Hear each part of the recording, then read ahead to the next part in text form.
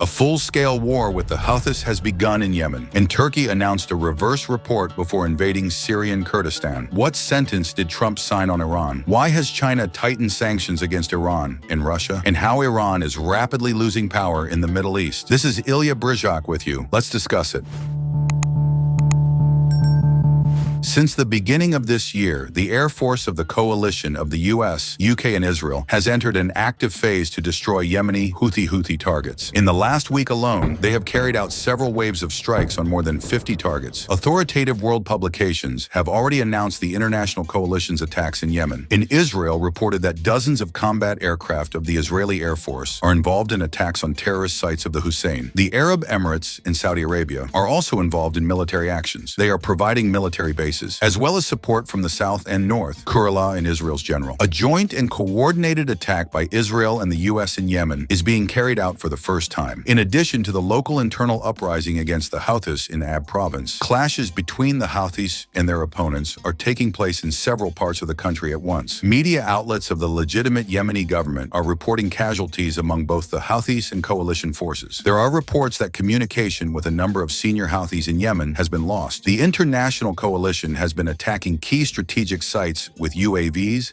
and ballistic missiles, underground facilities north of Sana'a, power plants, military bases, ammunition and drone depots between Saada and Imran, and fuel tanks in the Al-Baida area of central Yemen, in territory controlled by the Houthis. According to the Yemenis, there are dead and wounded as a result of the ongoing attacks. Also in Yemen reported that one of the attacks was aimed at the presidential palace. The attacks are being carried out despite the traditional weekly mass Friday demonstrations in Sana'a, with many civilians in attendance. Subscribe to my channel right now. I tell you about the latest news from around the world. The scale of the conflict is still relatively small. Nevertheless, it involves at least 6 countries, including the legitimate government of Yemen itself. And this conflict may well point to a new direction after the overthrow of power in Syria. Meanwhile, the Yemeni Houthis have called on the world community to stop American-Israeli aggression and prevent a descent into war. In turn, Hamas also said that the aggression against Yemen is a blatant violation of international law and an attack on the sovereignty of Yemen and the security of the region. At the same time, Houthi military spokesman Yahya Sari said in a statement from Sana'a that the Houthis hit the U.S. aircraft carrier Truman in the northern Red Sea with several missiles and UAVs, thus preventing an air attack aimed at Yemen. The Israel Defense Forces press service, in turn, said that Israeli Air Force fighter jets are striking targets of the terrorist infrastructure of the Houthi regime on the west coast and deep inside Yemen in response to repeated attacks by the Houthis against Israel, her citizens, and civilian infrastructure. And Israel has the right and obligation to defend herself. The international coalition believes that in addition to destabilizing the regional order and impeding freedom of navigation globally, the Houthi regime is also a key link in Iran's terrorist axis. And from the looks of it, we can assume that after the Assad regime in Syria, the coalition has started demolishing the Houthi regime. At the same time, the Iraqi government has informed Iran that now the pro-Iranian Shiite militia Hashd al-Shaabi, which reports directly to the Iraqi Prime Minister, will not serve in Iran's favor. Analysts believe the statement is directly linked to the fall of the Assad regime and means that the Shiite axis is not just broken, but is ready to play by the rules dictated by the new players in Syria. Thus, Iran is rapidly losing power in the region. Iran's role is visibly diminishing in Lebanon as well, ceding power to Saudi Arabia. A few weeks before his election as president, Joseph Aoun visited Saudi Arabia as commander of the Lebanese army. There is an opinion among reputable Western journalists that the United States and Saudi Arabia imposed a president on Lebanon through pressure and bribery. At the same time, Iran was not even visible in the process of presidential elections in Lebanon. Lebanon's new president has already said that the country will soon begin disarming terrorist organizations and will rid criminal groups of their weapons and money to keep Lebanon crime-free, to which Hezbollah spokesman Hassan al-Din said in the Lebanese parliament, quote, "Hezbollah will conquer the Lebanese state. Don't play with fire, Mr. President. Our forces are also stationed in the heart of your army. The coup and destruction of your army can start working within an hour." All in all, whether Lebanon's new president will act against Hezbollah, given that he became president precisely because of the votes of Hezbollah deputies, is a big question, the answer to which we will soon see. Nevertheless, Lebanon's president-elect is clearly showing loyalty to Saudi Arabia. In his speech, he said that Saudi Arabia would be the first place he would go as president because of its historic role in supporting Lebanon. On top of that, China has tightened sanctions against the shadow fleet of Russia and Iran, of course, at the behest of the United United States nevertheless. The Chinese port company Port Group has imposed restrictions on servicing vessels that have fallen under U.S. sanctions. This primarily affects the Russian shadow tanker fleet. Vessels are prohibited to berth,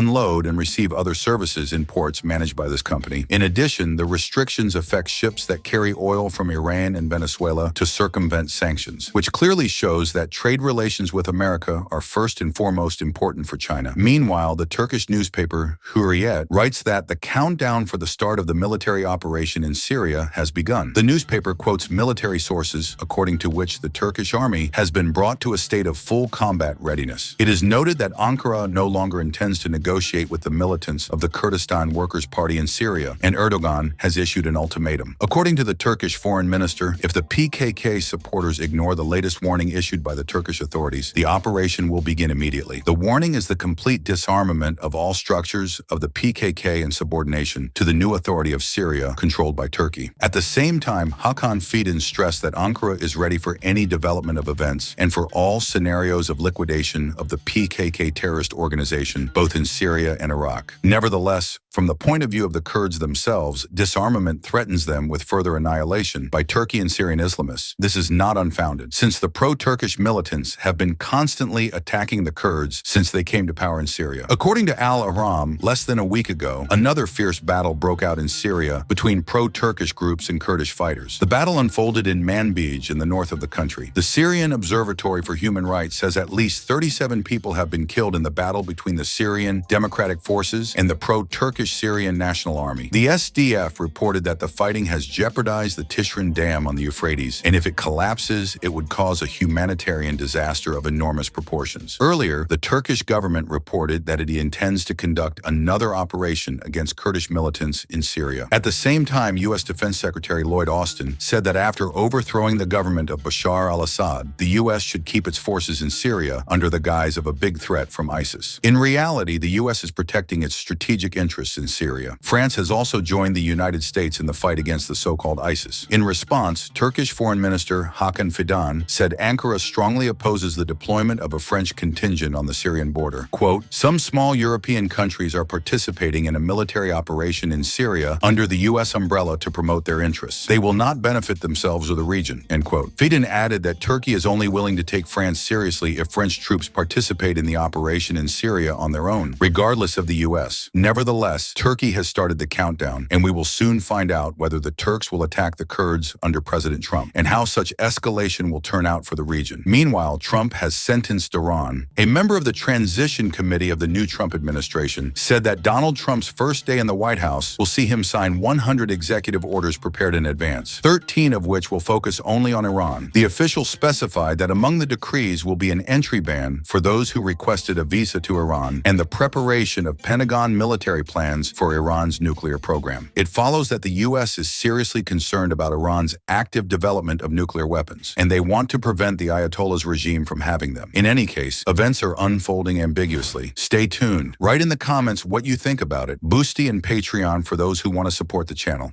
See you.